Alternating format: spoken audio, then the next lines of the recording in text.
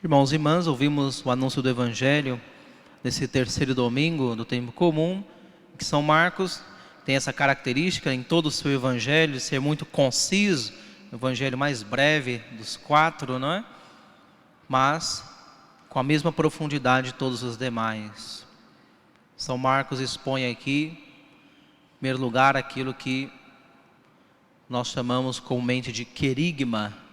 Querigma, essa palavra grega, significa primeiro anúncio. Jesus faz esse primeiro anúncio do Evangelho, da boa nova, da sua palavra, da mensagem que ele veio a este mundo para nos deixar. E o querigma de Cristo é chamado a conversão. Muito clara essa palavra, portanto, é prioritária na pregação do Senhor, portanto, deve ser prioritária também para nós ao recebermos a mensagem de Cristo. Convertei-vos. Logo depois que Jesus proclama a chamada à conversão, ele traz essa grande consolação, né? O reino de Deus está próximo. E quando Jesus diz que o reino de Deus está próximo, ele quer dizer basicamente que ele está no meio de nós. Jesus, ele é o reino de Deus. O reino de Deus não é só o céu, não é só a estrutura da igreja, tudo isso faz parte do reino de Deus. Mas o reino de Deus fundamentalmente é Deus mesmo, é estar com Deus. E Deus se fez muito próximo a nós com a encarnação de nosso Senhor Jesus Cristo e de maneira mais tangível quando o Filho de Deus, nosso Senhor, se apresentou como Filho de Deus a nós, quando manifestou o seu poder divino, anunciando a sua palavra, convocando os apóstolos, fundando a sua igreja, morrendo por nós na cruz, ressuscitando ao terceiro dia, subindo aos céus, estabelecendo assim então perfeitamente a nova aliança, o Novo Testamento. Ele é o reino de Deus. O grande escritor da antiguidade, Orígenes, dizia que Jesus é ele mesmo o reino, usando um termo grego também, dizendo que Jesus é a autobasileia, ou seja, ele mesmo é o reino que está no meio de nós. E quando nós entramos em comunhão profunda com Cristo, estamos imersos neste reino. Uma vez que nós fomos batizados, já somos parte desse reino, mas é preciso sempre de novo ouvir esse chamado de Cristo para a conversão. Porque participar do reino de Deus não é apenas como se inscrever em um clube, não é? Você vai lá, faz a inscrição, assina a carta de compromisso, ganha uma carteirinha e pronto, você é clube, você é membro do clube tal. Se você vai, se você não vai nas assembleias, dá igual, você é membro daquele clube. Na Igreja Católica não é assim, não basta ser batizado, que já o nosso passaporte está carimbado para entrar no céu. Nosso passaporte de santidade já está garantido? Não. É preciso toda a nossa vida ouvir de novo a voz de Cristo, que nos chama à conversão. Porque ao mesmo tempo em que Deus quer que todos nós sejamos santos, que quer que todos nós vivamos em plenitude a sua palavra, quer que todos nós vivamos em comunhão com Ele, essa é a nossa vocação. Ao mesmo tempo, todos nós sentimos no profundo da nossa alma uma inclinação contrária, um imã que nos atrai para a direção oposta de Cristo, o que os antigos escritores cristãos chamavam de fomes peccati, né? O concupiscência, o desejo de pecar, a fraqueza, esta íntima atração que nós sentimos de transgredir a vontade de Deus. Todos nós temos essa experiência, pelo menos depois que alcançamos o uso de razão. A igreja fixa ali por volta dos 7 anos de idade, até o dia em que nós descemos à sepultura.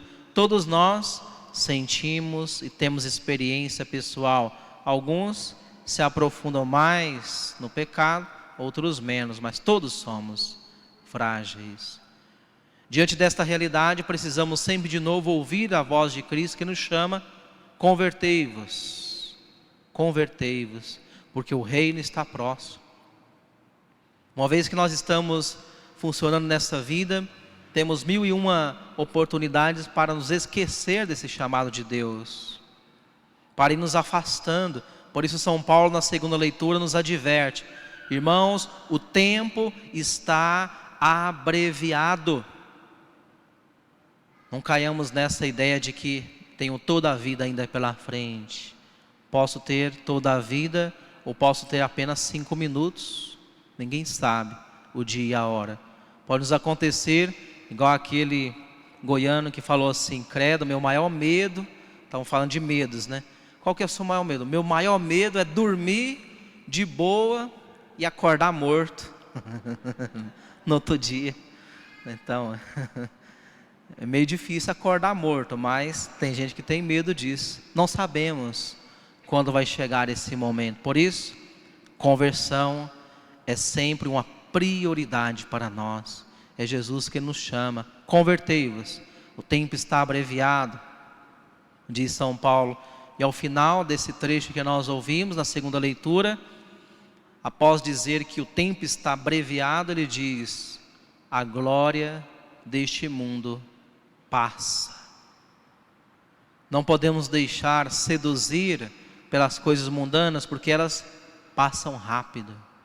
Sic transit gloria mundi, né? Diz esse texto assim em latim, que o latim é muito sonoro, né? Sic transit gloria mundi. A figura desse mundo passa, a glória deste mundo passa. Por isso temos que estar sempre muito unidos a Deus, para não nos deixar seduzir por esse mundo. E São Paulo expressa essa realidade dizendo: aqueles que se casam, vivam como se não estivessem casados, no bom sentido, é claro, né? Não vai querer aprontar usando São Paulo, né? Agora então vou viver como se eu não tivesse casado, né? Como diz aquele forró, né? Eu estou casado, mas eu sou solteiro. Não, isso não. Isso não. Aqueles, São Paulo está nos chamando aqui ao desprendimento. Aqueles que têm mulher, vivam como se não tivessem. Aqueles que compram, vivam como se não possuíssem nada. Por quê? Sic transita gloria mundi. A glória desse mundo é passageira. As coisas desse mundo passam. Até os relacionamentos humanos passam. Os cargos, as posições, as profissões passam. A beleza passa. Os cabelos passam, né? Alguns notam mais rapidamente esses efeitos do tempo, como eu, mas tudo passa. Tudo passa. Só Deus permanece. Santa Teresa vai dizer também palavras semelhantes, né? Não tenhais medo, né? Nada temas, porque tudo passa. Só Deus basta. O chamado à conversão, irmãos e irmãs, nos convida então a revisar a nossa própria vida, para não cairmos na tentação de ficar apenas olhando para o outro, para o vizinho, para o cônjuge, para o namorado, para o patrão, para o empregado, para o colega de trabalho, de estudos. É fácil observar as ações dos outros, e nós temos que observar. Não é errado observar a vida dos demais, porque vivemos em uma família, em uma comunidade que é a igreja, e as ações dos outros nos importam, sim, mas não podemos estar sempre olhando para fora e esquecer do nosso interior, da nossa vida interior. Por isso, quando Jesus fala de conversão, não temos que pensar naqueles pecadores que estão afastados de Deus, que estão fora da igreja, que não vão à missa há milhares de anos. Temos que pensar primeiro em nós. Como estou eu em relação ao reino de Deus? Que posição eu ocupo nesse projeto de Deus para todos nós, né? Como está o meu caminho pessoal de conversão? Estou eu de fato buscando a Deus de verdade? Estou eu lutando de verdade todos os dias para me desprender do pecado, para me desprender dos vícios, para me desprender dos costumes mundanos, para me desprender da incredulidade que vai dominando essa nossa terra, esse nosso mundo. Estou me desprendendo de tudo isso de verdade, me esforçando de verdade. Estou deixando que a palavra de Deus entre na minha alma. Eu sou como a rocha que bate a onda do mar e a água vai e rebota e não fica nada. Como está a minha alma? Vale muito a pena, irmãos e irmãs, fazermos essa reflexão muito pessoal, para uma vez na presença de Deus, verificar se a nossa alma está muito unida a Deus. Louvado seja o Senhor, vamos lutar para continuar assim. Se a minha alma ainda está longe do Senhor, vamos de novo colocar os meios de conversão que a igreja nos apresenta. Confissão sacramental diante do sacerdote, oração pessoal, mortificação e penitência, Santa Missa. São os meios, são as ferramentas, são as armas que a igreja nos dispõe para que lutemos e vençamos essa batalha de Deus, que é a conversão. E a conversão é tarefa diária, de todos os dias. Não podemos descuidá-la um só dia, porque a nossa alma ela é dinâmica, ela nunca fica paralisada. Se não avançamos no caminho de Deus, no caminho de santidade, vamos regredir. E vamos deixar que o mal se instale em nós. Não podemos nos escudar em nossos cargos, nossas posições, nossos afazeres na igreja, porque nada disso traz a salvação. São ofícios que nós realizamos e que são importantes, mas a salvação é outra coisa. Porque infidelidade pode haver em qualquer estado e condição de vida. Hoje nós ouvimos o chamado evangelho que Jesus convoca 4 apóstolos, não é? Esses 2 pares de irmãos, André e Pedro, Tiago e João. E eles, ao ouvir o chamado do Mestre, deixaram tudo e seguiram a Jesus. Essa palavra tem que nos entusiasmar. Será que eu também sigo a Jesus assim, com essa prontidão? Ou eu sigo Jesus pelas metades, como diz aquele provérbio goiano também, não é? Acendo uma vela para Deus e outra vela pro diabo.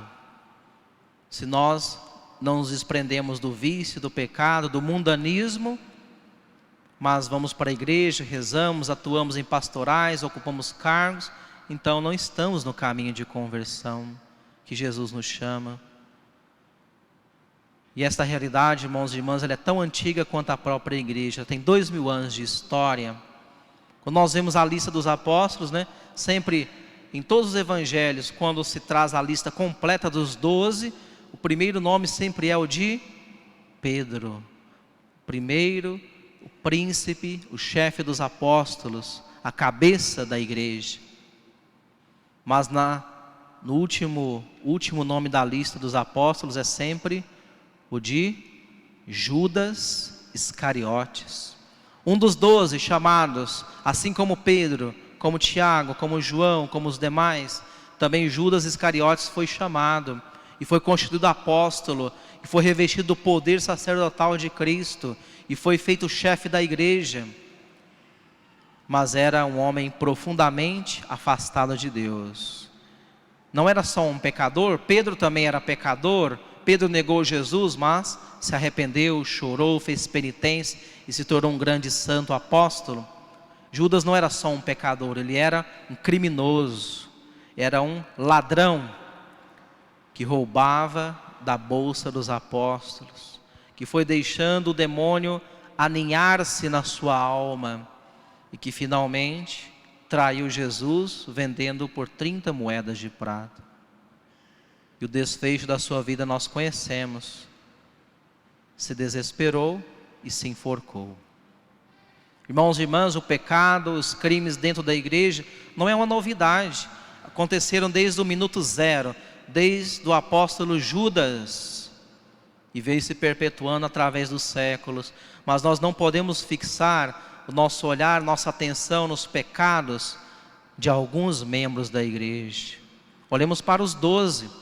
Judas foi um grande fracassado, um grande criminoso. Mas e os outros 11? Os outros 11 apóstolos foram fiéis, foram homens de Deus, se entregaram ao Senhor. A grande maioria deles morreu mártir, derramando seu sangue por Cristo, e hoje estão na glória dos céus. Também ao longo da história da igreja acontece o mesmo. Grande parte dos cristãos são pessoas fiéis, honestas e santas, mas sempre tem uma minoria barulhenta, uma minoria escandalosa, que parece que domina tudo, não é? Não podemos deixar enganar, não podemos polarizar o mal. O mal existe, mas o mal sempre é minoritário, e ele está fadado a perder a batalha definitiva, porque Deus não perde nenhuma batalha, Ele sempre ganha. E aqueles que estão no time de Deus vão ganhar, vão vencer, vão triunfar já nesta vida e também na vida eterna. Que nós, irmãos e irmãs, queiramos ser do time ganhador, que sejamos do time de Deus, e apesar das nossas naturais fraquezas, busquemos sempre de novo a conversão, através dos meios que a igreja nos dá, para que um dia possamos receber o prêmio reservado para os justos. Que assim seja.